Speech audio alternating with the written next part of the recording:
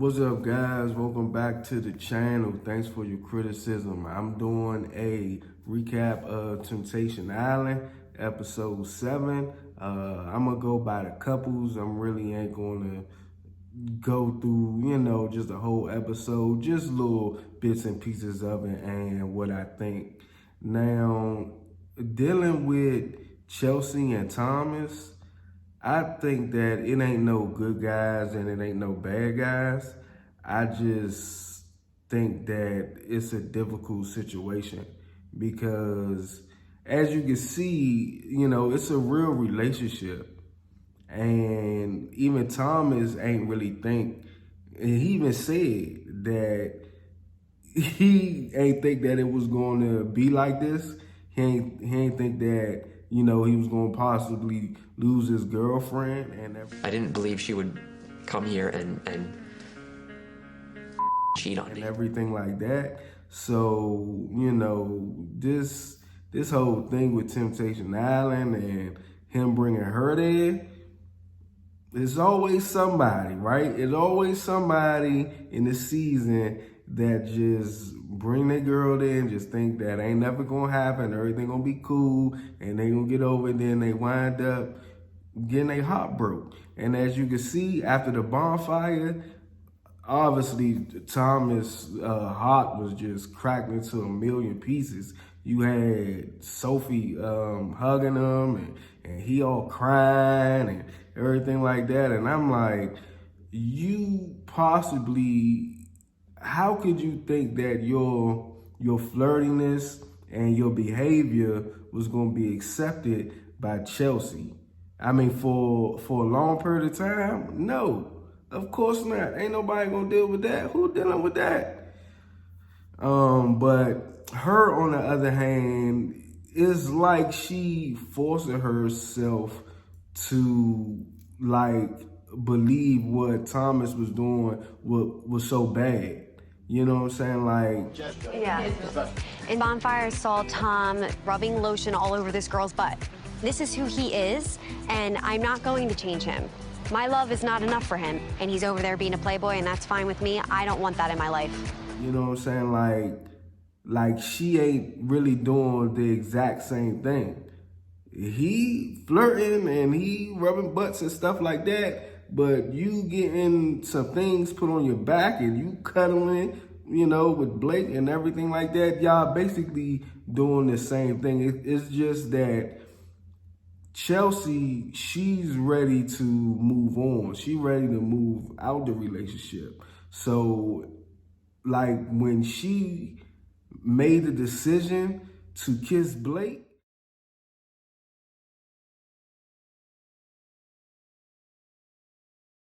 that was her making the situation had with Thomas a reality. Like, look, I ain't going backwards. I'm moving forward. She even mentioned it in the video later on in the episode. But, so I think when she decided to kiss Blake, I think that's when she was deciding to move on with Blake and just leaving Thomas, somewhere else. And when they was looking at the video and everything like that, and after Thomas watched his video and stuff like that, he said that Chelsea was projecting and everything like that about the whole thinking that somebody was going to cheat and stuff like that. And I'm saying, maybe, possibly, you could be right about that. But does it really matter in a sense? Because you had to know that being in a relationship and flirting with girls and stuff like that, that's going to be the end of your relationship regardless. Regardless even of the fact, even if she was projecting and stuff like that. Like you was inching her that much closer to cheating by you flirting. It's a such thing as being social and just outright just being disrespectful. And my thing is, do Thomas even know the difference between the two? Between being social and being flirtatious with females when you don't have to. Now, overall, this relationship, it looked like it's, well, I'm not going to say it's in the gutter because obviously they got to leave the island and they're going to go back to wherever they live at and stuff like that. And they're going to have a talk and they're going to go through all that. But for right now, from what I see, it's over. Just saying. Now, only thing that I could say about Christian and Julian is that I ain't see Christian this whole episode. I'm talking about the whole episode. The only time that I saw Christian was when they was doing the video. And, you know, she was saying she was pushing Julian away. She was, you know, basically not honoring their relationship and basically taking it for granted and stuff like that. And she even said something about she hoped it's not too late or something. For so long, I just kept on pushing him away. I've doubted myself. I've doubted my relationship. But, you know, I don't think it is too late because I know that Julian loved this girl and he ain't going nowhere. You know what I'm saying? So I believe 100% that they're going to make it work. To be honest, really what I think it is, I think Julian might even propose to Christian. You know what I'm saying? Like, if everything goes well, like how I think it's going to go, if he don't propose right now, it's going to be very soon after. Just saying. And another thing about the episode was that Maya, I don't think that she stepped out of pocket at all. I think she was right in the pocket because my thing is this: if you ate already, then you need to chill out and you need to let everybody else eat. You know what I'm saying? So those of you that had the grilled chicken, since you didn't want to wait, those that didn't have the grilled chicken, please let everyone I love all your rules, eat that Maya. first. Like, come on now. But Julian coming in like, everybody eats, B. Everybody eats. I'm like, look, they out there, Amanda and Missy. No, Amanda and Maddie. So, you know, they was, you took some chicken and all that stuff like that. And that's all fine and stuff like that. But after they finished and they came in and, you know, Maya and stuff food was done, then, hey, look, y'all already ate, let everybody else eat first, and then y'all go after that. So my thing is, what was the whole, why was Amanda and Maddie mad for? I don't know. I think they was hangry or something like that. That's what you call that thing when you hungry and you so hungry that you just get angry at crazy, stupid stuff. And that's what I think that was. Yeah, all I got to say about Kendall and Erica is that Kendall, he says one thing and he means another. Cause Alexis, she wants more from Kendall, but he too busy backtracking to really give any reassurance to Alexis. Well, obviously Alexis know her position and where she stands at and stuff like that. But at the same time, she was even saying something like she don't believe that he means what he say or there's no feelings behind it. And, you know, I believe that's true. For me, it's like, I don't know what your decision's going to be at the end of this. And so it's a waiting game for me. And I feel like there's a little bit of a pit in my stomach. But, ooh, you dang. know. I'm at a place now to where I'm content with how I feel. And I don't have expectations. I'm kind of just going with what that is. And Alexa, she senses that. And I think that's why the threesome ain't happen.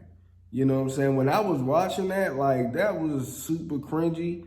And, you know, he was just like, kiss. I'm feeling some type of way tonight, y'all kiss. I'm like, what was that?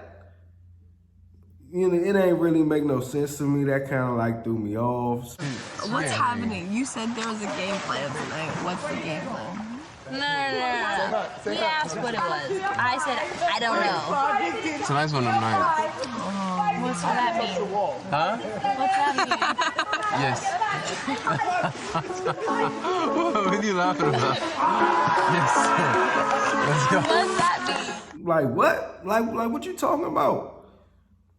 So that just like kind of threw me off, you know what I'm saying? And far as the video messages go, I knew all along that she wasn't gonna leave one in there. Like it was literally no reason why she was gonna leave a video message in there. It's really ain't nothing to say. I mean, anything that she is gonna say, she gonna say at the final bonfire. And that's just gonna be it. And that's gonna be what it is. Now, he walked away from that talking about, oh, don't hope the guys ain't putting nothing in her head and stuff like that. And I'm saying to myself, the only person that's talking to her right now is Jack. No, not Jack, Lex. The only person that's talking to her right now is Lex. And don't entertain that as a possibility because they manipulate you, and they know they got you, so they're like, I can push the limits because she might be devastated, but she gonna come back. You know what I'm saying? And so don't. Erica. Right, there you go. And what he telling her is the truth, the absolute truth. And my thing is, when he left the video for Erica and stuff like that, and Erica was watching the video, and, you know, he was, I don't know, it was kind of off because the way he was saying it was like more on her. You know what I'm saying? Like, oh, well, I just want to make sure you did what you had to do for you to grow, and you did this for you to grow, and all this other crazy stuff. And I'm like, what about you, man? What about you? You so worried about her. What about you? So my thing is that he says that he loves her and that he wants them to get through this together and stuff like that. And my thing is, do he really think that when they set up those rules about no rules and all this stuff like that, did he really think that that's what that was? Obviously, she did that to see if you was going to hurt her again. What did he think this was going to be? I don't understand. But that video just made it clear to me that he doesn't see Alexis in that way. Because he even mentioned it on the video, talking about, oh, we're going to get through this together and we're going to be stronger or something like that. I'm like, hold up, man. How would you say one thing and then you mean another? So I don't see this going well for Kendall. The only thing I got to say is that Lex is basically telling her the truth. Don't go back, Erica. That's all. Now, I do want to say that Grace and Maddie went home this episode. I'm just happy that I got to know all of you and be on this journey. So that's all I have to say. I want to thank you guys, all four of you. And he broke it down to him. Corey broke it down to him, and You know, they went their separate ways. They started crying and stuff like that about being there. And I think that was good for them. Now, Earn and Corey, I really ain't got too much to say about them, but what I do got to say about them is that Earn knows what she wants, and that's Corey. She loves her boyfriend. She doesn't love Shaq. And Shaq never had a chance. I mean, don't get me wrong. He's a good guy. You know, he's a solid guy. He's funny and everything like that. It's just that I just think that she couldn't laugh and have fun with him. It was too serious. And I think he was smothering her a little bit. To be honest, I'm surprised she even cried for him. You know what I'm saying? I mean, I'm sure she had some type of connection, but I was just surprised. And Shaq, I just think that he was too invested. Maybe if he had pulled back a little bit, no, it ain't even matter, because the moment Earn got on the island, she already knew that she kind of messed up, man. You know what I'm saying? She was already like, oh, dang, no, I really need Corey and all this stuff like that. So Shaq ain't had nothing coming, really. Now, Corey is just a nice guy. He be down on himself a little bit, but he a good guy. And I think the only thing he wants is to get along in his relationship and want his girls to treat him right. Now, when you break it down like that, is it really that serious and that deep? Only thing his girlfriend got to do is just be nice to the man. Be good to your boyfriend. You know what I'm saying? Like, how hard is that? But, you know, they all eventually send the girls. They all eventually send Dave and Shaq home and stuff like that. Dave, he understood, know hard feelings from him. Shaq, he sat up there, he cried, but you know, he took it on the chin good, and he went his own way. So shout out to him. But all right, y'all, that's the end of my recap. I'll see y'all next video.